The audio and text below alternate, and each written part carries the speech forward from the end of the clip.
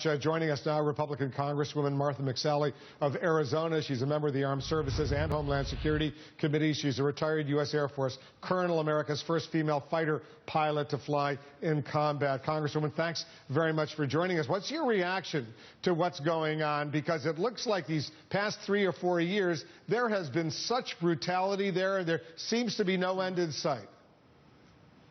Absolutely, Wolf. And I mean, we've seen it by the numbers, of course. We know the Assad regime is a absolutely brutal, torturous regime. Hundreds of thousands have been killed. I think when we see the personal face of it and the personal stories, it hits home for the viewers for sure. But we've known that this regime that is backed by Iran has been killing and torturing its own people for years now. And you know, as we're training up now 41 rebels to address ISIS, but not actually addressing the Assad regime and the totalitarian Iranian-backed murderer that he is, it just highlights again the incoherent strategy that we have in the Middle East. Yeah, all these people, almost all of them who've been killed and tortured and injured, they're all fellow Syrians, they're fellow Muslims, fellow Arabs. It's brutal what's going on over there. Here's something that's very disturbing to U.S. taxpayers. The U.S. has spent $41 million to train, get this, 54 Syrian rebels. That's it, 54 Syrian rebels, almost $1 million apiece. This seems like such a failure, this entire training operation.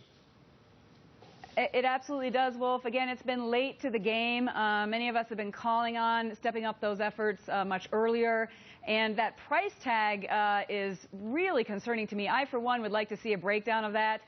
For 45 days of training, I mean, we put through our soldiers through basic training, you know, for 8 weeks, and I'm certain it's less costly than that to give them the basic skills and then the follow-on skills, of course, you know, to be out on the battlefield. You can't do that in just 30 days, but that price tag is certainly concerning. And there's no way to be addressing this entire situation in Syria in the fight against ISIS and dealing with the Assad regime and Iran's influence in the region, their destabilizing influence in the region, just with 41 guys.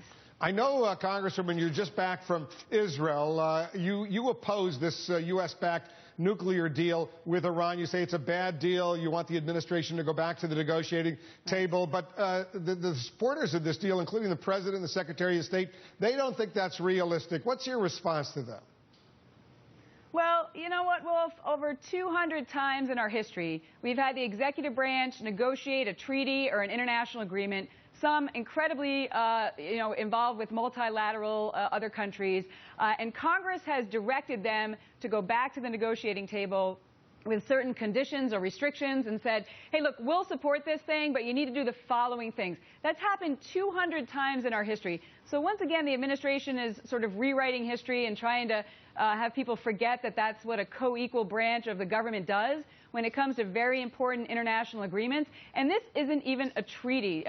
John Kerry calls it a political agreement.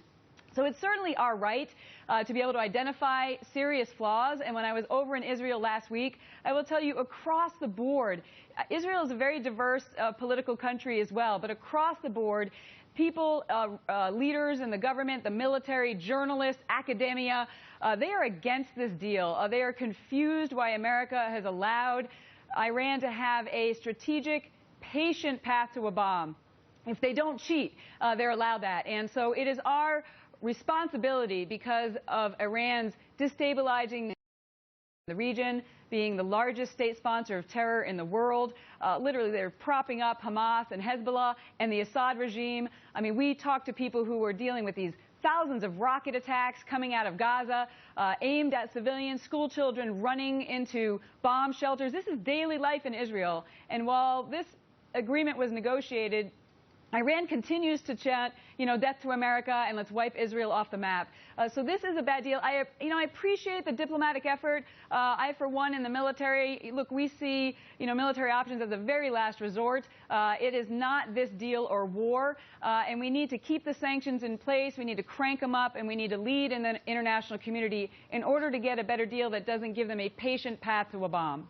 All right, stand by, Congresswoman. We have much more to discuss. You were the first U.S. fighter female fighter pilot to fly in combat. Now 2 U.S. soldiers, both women, they potentially could be the first U.S. Rangers, soldiers, ready to fight in combat. We'll get your thoughts on what's going on when we come back.